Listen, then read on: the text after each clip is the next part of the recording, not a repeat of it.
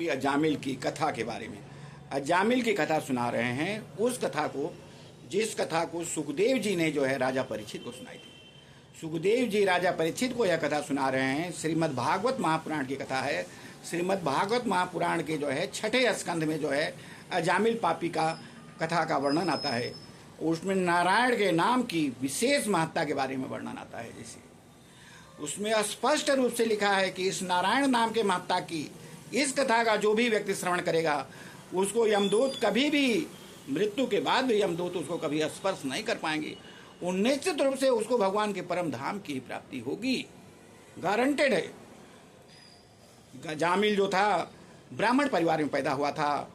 उसके माता पिता बहुत ही कुलीन ब्राह्मण थे, बहुत ही उसकी कुलीन पत्नी थी। पिता के आदेश से एक दिन वो जो है वन में गया, कंद मूल फल फूल लेने के लिए वो टोकरी में लेके आ रहा था। उसी समय रास्ते में एक देखा कि वेश्या है, वो नग्न अवस्था में जो है किसी शूद्र के साथ जो है आलिंगन कर रही थी। उसके तमाम घृणित कृत्य को देख करके जो है वो मोहित हो गया और अपना विवेक खो बैठा और उसका मन जो है केवल वेश्या में रमण करने लगा। और घर आने के बाद जो है अपने पिता की कुल संपत्ति को बेच करके वो वेश्या को दे दिया और वेश्या को अपने घर लाया। उसके 10 पुत्र पैदा हुए और वेश्या को रिझाने में ही और पाप करने में उसका पूरा समय जो है व्यतीत होने लगा। किसी को मार देना, किसी को जो है किसी का सामान छीन लेना, डकैती करना, जुआ खेलना, शराब पीना, अनेक प्रकार के पाप कृत्य ही केवल करता था। और उसमें जो है वो पाप कृत्य करके धन बटोर करके उस वेश्या को रिझाता था। एक दिन साधु उस रास्ते से जा रहे थे, 3 साधु थे, उस रास्ते से जा रहे थे और उसके यहाँ रुके। बोले कि ये घृणित कार्य क्यों कर रहे हो? बोला कि ठीक है, आप अपना काम करिए, हमको करने दीजिए।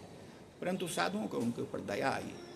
बोले कि तुम्हारे तरनतार का एक उपाय है, सुन लो। बोला कि बताइए, चलिए सुनने के लिए तैयार हैं। बोला कि उसके पुत्र होने वाला था, सबसे छोटा पुत्र जो है 11वां पुत्र होने वाला था। और वो सबसे छोटा पुत्र जो था उसका नाम था जो है, उसका कुछ भी नामकरण नहीं हुआ था। साधुओं की सलाह पर उसने जो है नाम उसका रखा नारायण। साधुओं ने कहा कि तुम एक ही मेरी सलाह मान लो, इस बच्चे का नाम जो बच्चा होने वाला है नारायण रखो। बोला ठीक। उस बात को, सलाह को स्वीकार कर लिया और बच्चा पैदा हुआ, उसने उसका नाम नारायण रखा। अब वो उस लड़के को जो है अत्यधिक प्यार करता था और सुबह शाम रात नारायण खाना खा लो, नारायण पानी पी लो, नारायण यहाँ चलो, नारायण सो जाओ, नारायण लेट जाओ, नारायण खेल लो। इस तरह भगवान नाम के उच्चारण निरंतर होने लगा। वो पाप कर्म उसका धीरे धीरे क्षय होने लगा। और इसी तरह करते करते उसकी मृत्यु नज़दीक आ गई और यमदूत आ गए। भयंकर यमदूत, 3 यमदूत आए और बिल्कुल काले काले से थे, मुँह टेढ़ा था।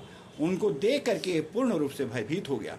और भयभीत होने के बाद अपनी जान बचाने के उद्देश्य से, यमदूतों से जो है संघर्ष करने के उद्देश्य से, यमदूतों से लड़ने के उद्देश्य से जो है इसने अपने बेटे जो है नारायण को पुकारा, बहुत जोर से पुकारा, नारायण नारायण नारायण। और जो है बच्चा तो नहीं आया, लेकिन नारायण का सिंहासन हिल गया और तुरंत भगवान नारायण के पार्षद आ गए और यमदूतों को उन्होंने जो है वहाँ से तुरंत जो है वहाँ से हटाया और उसमें उनको भक्ति और ज्ञान का उपदेश दिया। और निश्चित रूप से जो है अजामिल को लेकर के वो भगवान के परम धाम को ले गए। इस तरह वैकुंठ की प्राप्ति हुई उसको। और जो है इस तरह इस उपाख्यान को जो है भागवत के कथा को जो भी सुनता है उससे निश्चित रूप से भगवान धाम की प्राप्ति होती है, वैकुंठ मिलता है। जय जय।